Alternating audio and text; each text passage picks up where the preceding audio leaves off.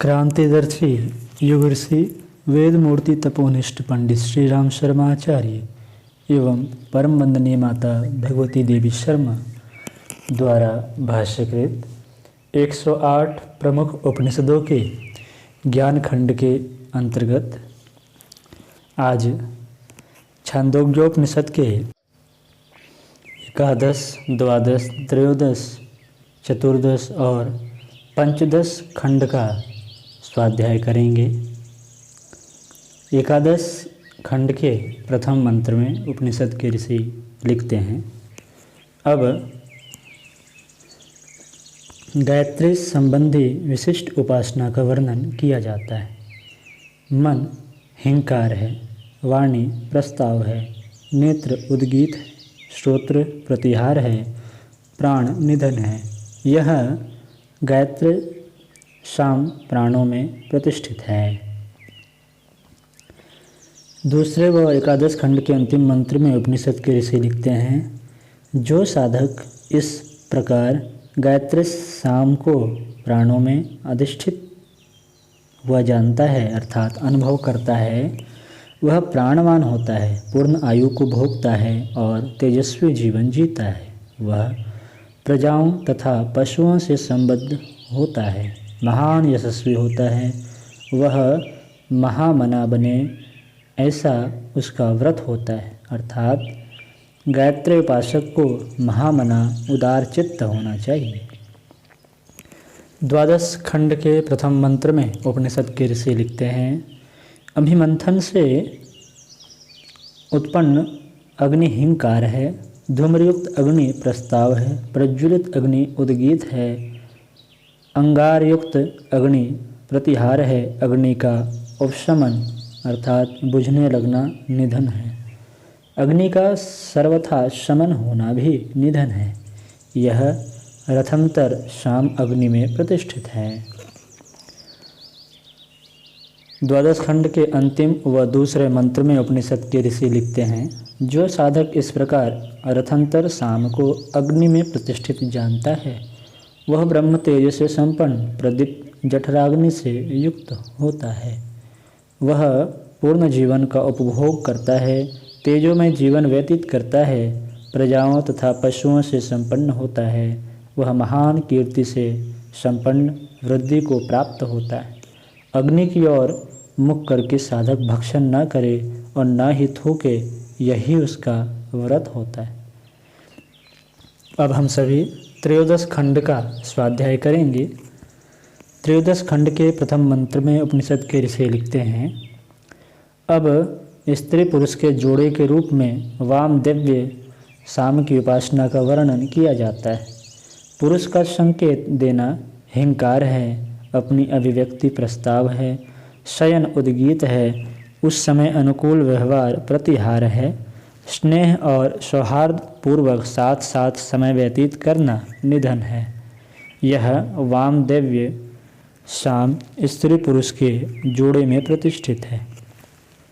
इस मंत्र की व्याख्या करते हुए युग ऋषि लिखते हैं, ऋषि ने दाम्पत्य और उनके माध्यम से चलने वाले प्रजनन चक्र को वामदेव्य शाम के अंतर्गत कहा है। कुछ लोग इस प्रसंग पर अश्लीलता का आरोप लगाते हैं, किंतु ध्यान देने योग्य तथ्य यह है कि ऋषि प्रकृति प्रवाह के अंतर्गत चलने वाले प्राण प्रवाह के विभिन्न चक्रों की व्याख्या विभिन्न शाम साधनाओं के रूप में कर रहे हैं।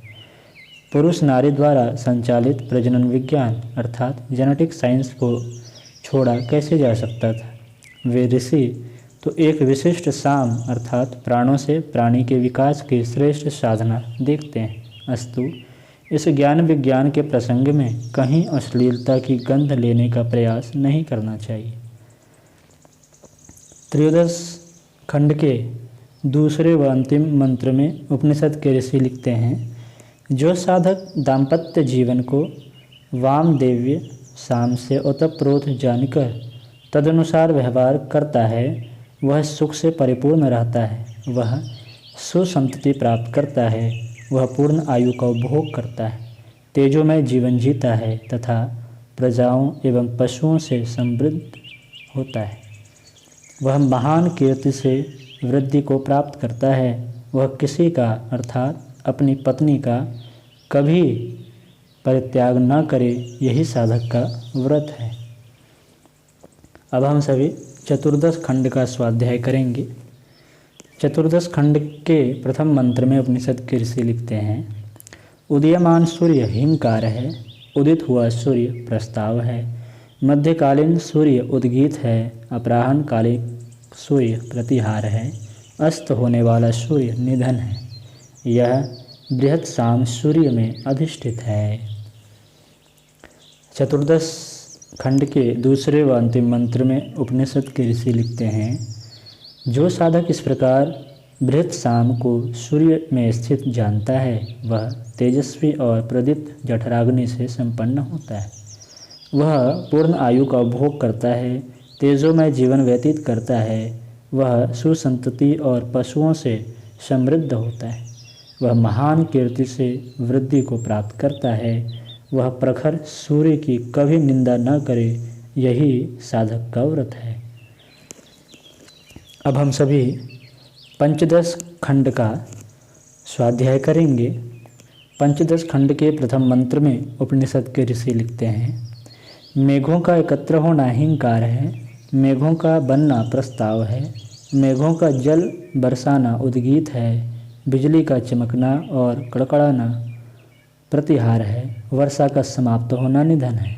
यह वय रूप शाम पर्जन्य में प्रतिष्ठित है। पंचदश खंड के दूसरे व अंतिम मंत्र में उपनिषद के ऋषि लिखते हैं, जो साधक इस प्रकार वय रूप शाम को पर्जन्य में अधिष्ठित जानता है, वह विरूप और स्वरूप पशुओं का स्वामी होता है, पूर्ण आयु का उपभोग करता है, ज्योतिर्मय जीवन व्यतीत करता है। वह सुसंतति और पशुओं से समृद्ध होता है।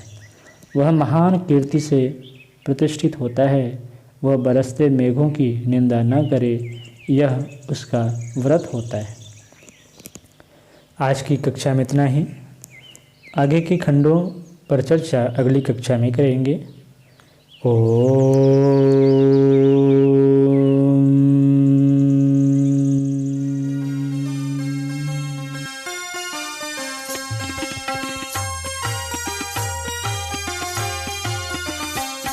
चलो गुरुदेव के सपने सजाने की शपथ ले लें। चलो गुरुदेव के सपने सजाने की